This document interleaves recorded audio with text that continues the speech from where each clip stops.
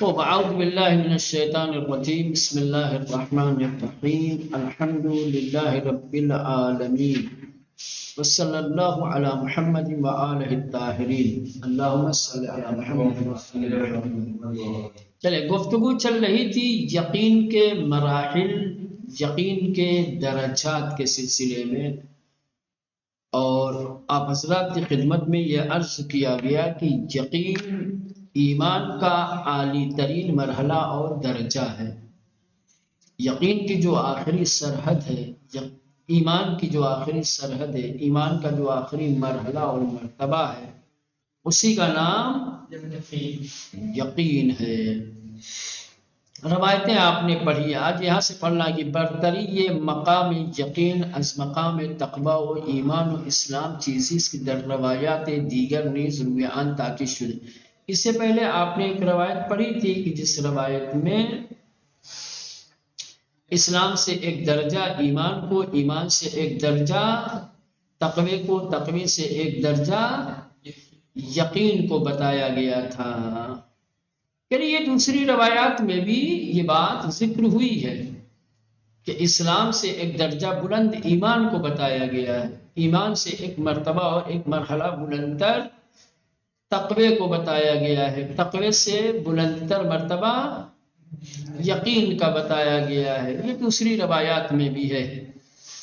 برتری یہ مقام یقین از مقام تقوی و ایمان و اسلام، کہنے کہ یقین کے مقام کا بالاتر ہونا تقوی، ایمان اور اسلام کے مقام سے، یہ وہ چیز ہے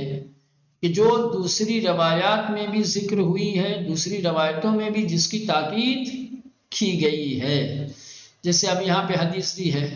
در حدیث دیگری از امام صادق علیہ السلام میخوانی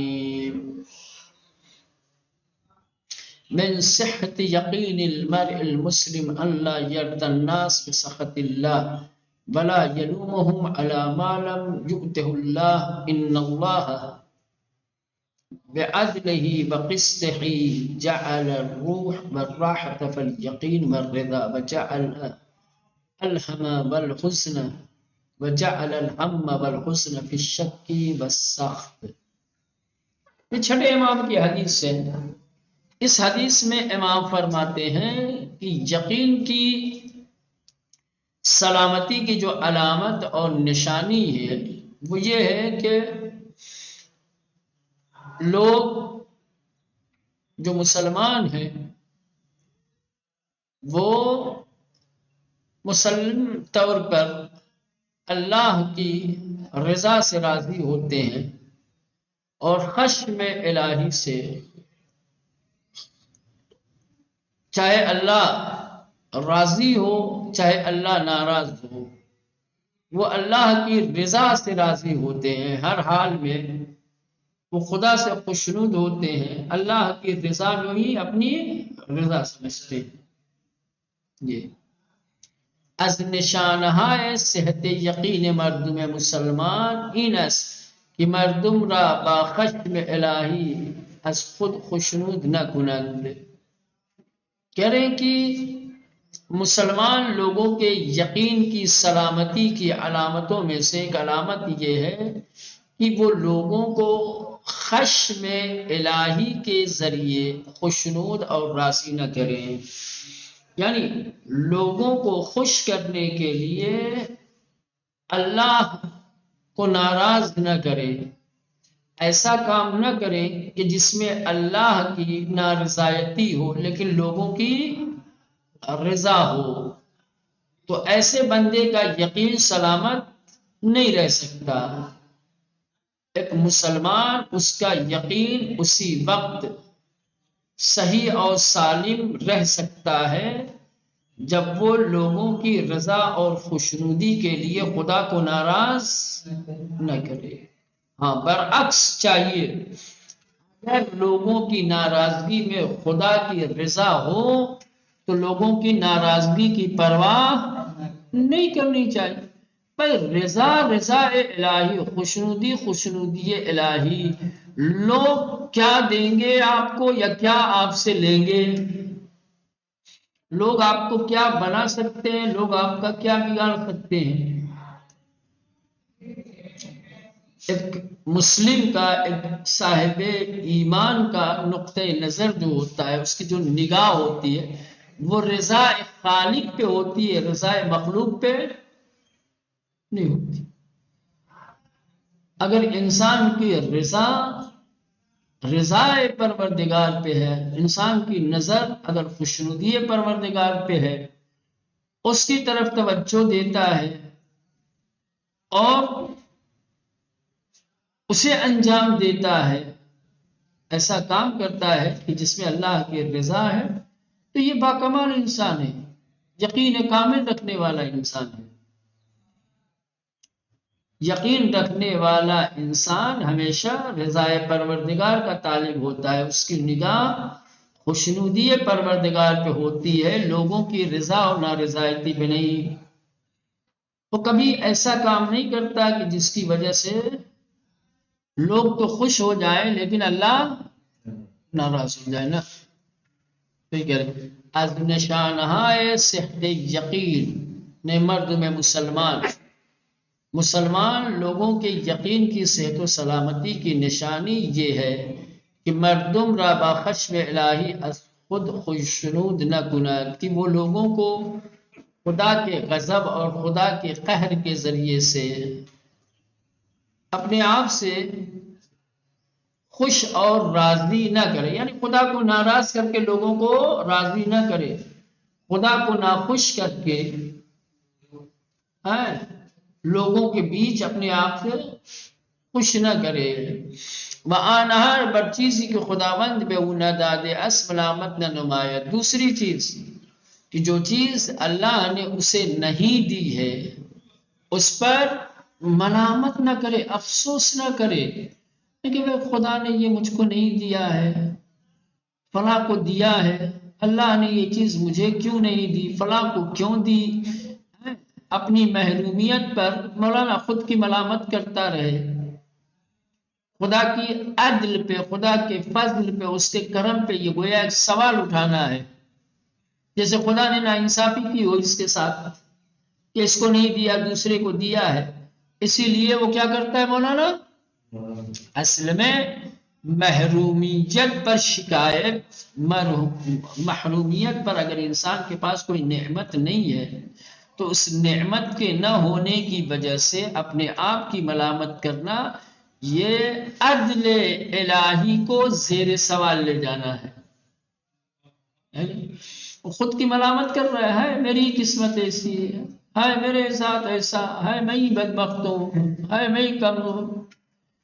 یہ کہہ کر کے حقیقت میں وہ کیا کر رہا ہوتا ہے؟ خدا کے فضل، اس کے احسان، اس کی عدالت کے اوپر سوال کھڑا کر رہا ہوتا ہے کہ جیسے خدا نے اس کے ساتھ ظلم کیا، جیسے خدا نے اس کے ساتھ نا انصافی کی ہے نا۔ یہ یقین کی علامت نہیں ہے، یقین کی علامت یہ ہے کہ انسان اگر کسی نعمت سے محروم ہے تو اس محرومیت کو لے کر کے خود کی ملامت نہ کرے، افسوس نہ کرے۔ وَآنَہَا ربر چیزی خداوند میں اندادے اس، اور اس چیز پر کہ جو چیز اللہ نے اسے نہیں دی ہے ملامت نہ نمائے، اس کی ملامت نہ کرے، سرزنش نہ کرے، بار بار گلا و شکوہ نہ کرے۔ آنہا مسئول محرومیت خود نہ شمارت، اپنی محرومیت کا مسئول اسے نہ سمجھے کہ میں محروم ہوں تو اسی کی وجہ سے۔ خداوند بخاطر عدل و دادش آرامش و راحت را در یقین،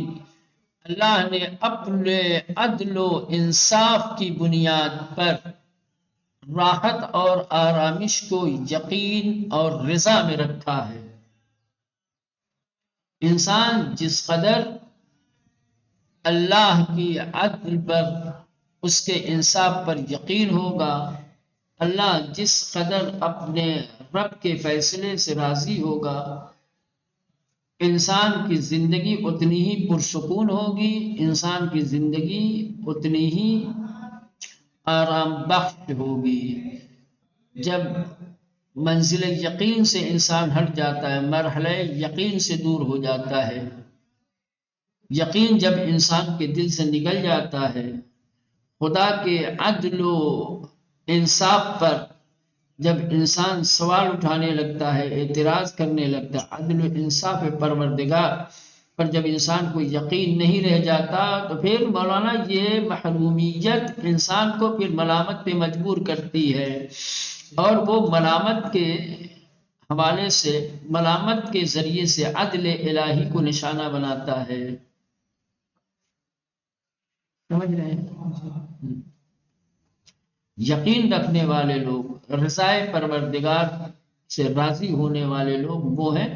جن کی زندگیوں میں سکون، چونکہ وہ محرومیت دیتے کہ نا اللہ راضی ہے مجھ سے اسی حال میں، شاید یہ چیز نہ ہوتی، اللہ نے ہی میرے لیے فیصلہ کیا ہے نا، عدل الہی کا تقاضا تھا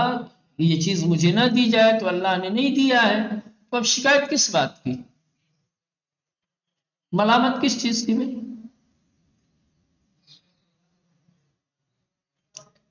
اور اگر ملامت کرتے ہیں تو اس کا مطلب یہ ہے کہ آپ عدل الہی کی یقین نہیں رکھتے، خدا کی رضا سے آپ راضی نہیں۔ زندگی میں مشکلیں ایسی آتی ہیں، اسلام کی تعلیمات زندگی کو سہل بنانے کے لیے، زندگی کو آسان بنانے کے لیے لوگ کیا سمجھتے ہیں کہ اسلامی تعلیمات دنیاوی زندگی میں مشکلیں ایجاد کرتی ہیں، پریشانیاں بڑھاتی ہیں، اسی لیے تو لوگ بھاگتے ہیں، ارے یار دین یہ تعلیمات کہاں ملے گی؟ اسی لیے لوگ جب اسلام کی تعلیمات سے دور ہو جاتے ہیں، تو جس کی زندگی کے جھروکے میں جھانک کے دیکھو گے، جس کی زندگی میں قریب جا کر کے دیکھو گے، تو ہزاروں قسم کے گلے شکوے، ہزاروں قسم کی ملامتیں آپ کو نظر آئیں گی مولانا۔ جس کو دیکھو بھائی یہ گلا شکوا لے کے بیٹھا ہو، کوئی پرسکون آپ کو نہیں ملے گا۔ بظاہر مادی اسباب و وسائل ان کے پاس، بڑے بڑے بڑے مکان بنا کر کے دروازے پہ دو دو چار چار گاڑیاں کھڑی ہوئی ہیں، کاروبار مختلف شہروں میں پھیلا ہوا ہے، پیسہ رکھنے کی جگہ نہیں، انبار نہیں ہے، لیکن پوچھو تو ہزارے گلے شکوے، زندگی میں سکون نہیں، زندگی میں چین نہیں، کیوں نہیں ہے؟ یہ وجہ ہے عدل الہی پر یقین نہیں، رضا الہی سے راضی نہیں ہے۔ انسان اگر عدل و انصاف پروردگار کی یقین رکھے، اللہ کی رضا اور خوشنودی سے انسان خوش رہے کہ ہمارے حق میں جو فیصلے کرتا ہے اللہ کرتا ہے، جو کرتا ہے وہ عدل کے مطابق کرتا ہے، خدا ظالم نہیں ہے۔ اگر کسی چیز کا، کسی نعمت کا کوئی استحقاق رکھتا ہے تو خدا اسے محروم نہیں کرتا، وإلا اس کے عدل پہ سوال کھڑا ہوگا۔ جس کو دیا ہے عدل کی بنیاد پر دیا ہے، جس کو نہیں دیا ہے عدل کی بنیاد پہ دیا ہے۔ تو جب ہمیں نہیں دیا ہے، فرض کر لو کوئی نعمت، اور عدل کی بنیاد پر ہے، تو اس کی عدالت پہ ایمان رکھنے والے ہیں، یقین رکھنے والے ہیں، پھر گلا کیسا؟ پھر اس کے عدل کے خلاف آواز اٹھانا ہوگا، گلا کرنا، شکوہ کرنا، یہ کہہ رہے ہیں۔ وَأَنْدُوهُ حسن را در شک نہ خوشنودی، رنج و غم کو، حسن و ملال کو شک میں اور نارضایتی میں اللہ نے رکھا ہے۔ مولانا سکون چاہیے، اطمینان چاہیے زندگی میں، تو خدا کے عدل و انصاف پر یقین رکھو، ایمان رکھو، اللہ کی رضا سے راضی ہو جاؤ، اتنا ہی کرنا ہے تم کو، زندگی پرسکون بن جائے گی۔ اس سے دور ہو گئے تو ہر چیز رکھ کے بھی مولانا پھر کیا ہوگا؟ شک میں اگر پڑ گئے، خدا کی رضا سے اگر راضی نہیں رہے، تو اس میں اللہ نے حسن و ملال رکھا ہے، وہ تمہارا دامن نہیں چھوڑیں گے، مرتے مر جاؤ گے، حسن و ملال تمہارا کم نہیں ہوگا۔ چلا عظیم تعبیرات و تعبیرات دیگر به خوبی استفاده می شود که وقتی انسان به مقام یقین می رسد، آرامش خاصی سراسر قلب و جان او را فرا می گیرد۔ مولانا روایت جو اوپر ابھی آپ نے پڑھی ہے، جو تعبیر آپ نے دیکھی، جو حدیث آپ نے دیکھی، یہ تعبیرات یا دوسری روایات کی بھی تعبیرات ہیں جن کو یہاں نہیں ذکر کیا ہے کہ گفتگو طولانی ہو جائے گی، لیکن بہرصورت روایات میں یقین کے حوالے سے جو تعبیرات ہیں، جو عبارتیں ہیں، جو مطالب بیان کیے گئے ہیں، ان سے یہی نتیجہ نکلتا ہے کہ جب انسان منزل یقین تک پہنچ جاتا ہے تو انسان کے مکمل قلب و جان پر ایک خاص قسم کے سکون کا راج ہو جاتا ہے۔ منزل یقین تک پہنچنا یعنی اپنے آپ کو سکون و آرامش کے دائرے میں لانا۔ منزل یقین تک پہنچنا یعنی دل و دماغ کو راحت اور سکون تک لے جانا۔ جب تک کہ انسان منزل یقین، مرحلہ یقین تک نہیں پہنچے گا، دل و جان میں انسان کے سکون اور آرامش نہیں آئے گی۔ یہ روایات بتاتی ہیں، اسلامی تعلیمات بتاتی ہیں۔ وقت انسان بے مقام یقین بھی رسد، جب انسان مقام یقین تک پہنچ جاتا ہے تو آرامش خاصی، ایک خاص قسم کا سکون، اطمینان، سکینہ، جو بھی آپ کہہ لیں، سراسر قلب و جان اورا اس کے پورے قلب و جان کو فرامی گیرد اپنے دائرے میں لے لیتا ہے، گھیر لیتا ہے۔ یعنی انسان کے جسم و جان پہ سکون کی حکومت ہو جاتی ہے، آرامش کا قبضہ اور غلبہ ہو جاتا ہے، پھر انسان پرسکون ہو کر کے زندگی گزارتا ہے۔ آسان لفظوں میں کہوں، اگر بالکل چھوٹی تعبیر اور خوبصورت جملے میں یوں کہا جائے کہ سکون و آرامش یقین کی پیداوار ہے۔ جہاں یقین ہوگا، سرزمین یقین سے سکون و آرامش کے پودے اگتے ہیں۔ جہاں یقین ہوگا وہیں مولانا سکون ہوگا، چین ہوگا، اطمینان ہوگا، راحتی ہوگی، آسائش ہوگی، جو بھی آپ تعبیرات کریں۔ یہ ساری چیزیں اموال دنیا سے یہ سب چیزیں میسر ہونے والی نہیں ہیں۔ وَإِلَّا اموال دنیا سے چین اور سکون میسر ہوتا تو دنیا کا کوئی بھی مالدار انسان پرسکون نہیں ہونا چاہیے تھا، لیکن ہم نے ہزاروں دیکھے ہیں بے چین مالداروں۔ بلکہ مالدار، میں نے بارہا کہا ہے، تو جو دنیا کے ثروت مند اور مالدار ہیں، سمجھ رہے ہیں، ان کو رات میں سونے کے لیے نیند کی گولیاں کھانی پڑتی ہیں۔ ان کے دسترخوان پہ باوجود کہ اچھی اچھی نعمتیں ہیں، اچھی اچھی غذائیں ہیں، لیکن اچھی غذائیں کھانے کے باوجود بھی انہیں سکون کی نیند نہیں آتی۔ لیکن جو لوگ غریب ہیں، نادار ہیں، لیکن یہ ہے کہ خدا پر یقین رکھتے ہیں، اس کے عدل و انصاف کے قائل ہیں، اس کی رضا سے راضی ہیں، تو بھوکے پیٹ بھی سکون سے سو جاتے ہیں۔ روکھی سوکھی جو بھی چند لقمے ملتے ہیں، کھا کر کے آرام سے ان کو پرسکون نیند سو جاتے ہیں، ان کو ٹکیا ہویا نہیں کھانی پڑتی ہے۔ بڑی بات ہے۔ چلیں یہاں تک رہنے دیں، اب اس کے بعد